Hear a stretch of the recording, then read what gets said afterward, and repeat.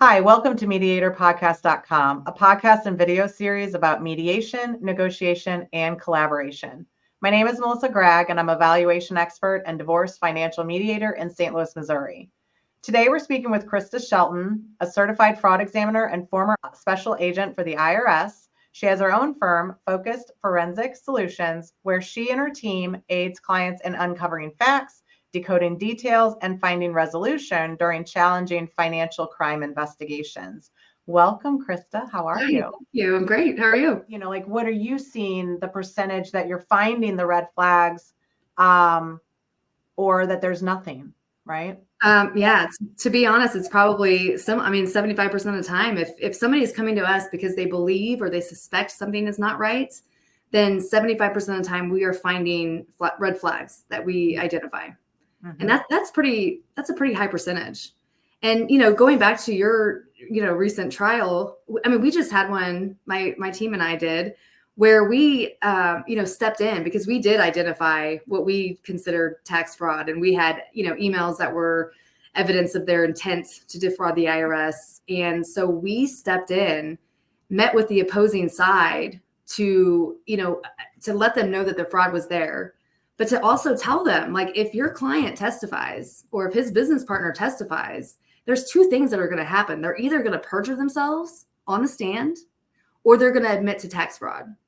Yeah. And so in that scenario, that forced that other side to, understand what they were doing, to come to terms with it. And they had been doing this for years and years and years. And it resulted in a settlement that day because the other attorney had to protect their clients from going on that stand. Mm-hmm, mm-hmm. So, well, and sometimes, you detect the fraud and you see it, and it's still in the negotiations to sign a joint tax return for that given year, right? Yeah. And I think the concern is sometimes, at least from the lawyer's perspective, and I don't know if we have an answer to this because it really is a legal thing, but,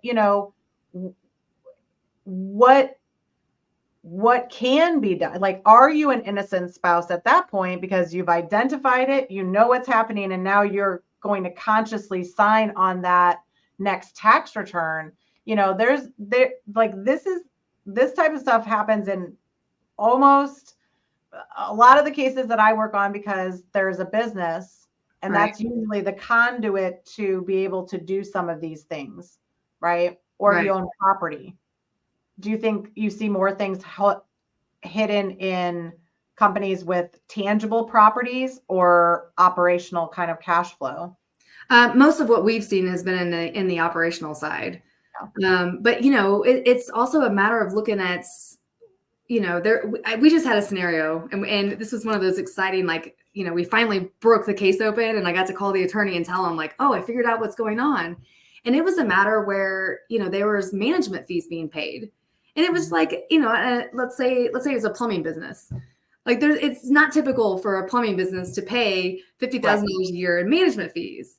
Right. Well, the management fees happened to be paid to a company that he owned with his cousin, who also ended up owning another similar, construction trade business. And so what it looked like was both the individual businesses were paying management fees to this jointly owned partnership. And then all of that income was just wiped out. Mm-hmm. And there was other things, other little tidbits about this. They were, the partnership that was receiving the management fees was a trucking company with very little gross receipts, but all management fee income. So those are the types of things that somebody might not recognize, except that we have the experience of working these IRS cases, that we're able to shed light on.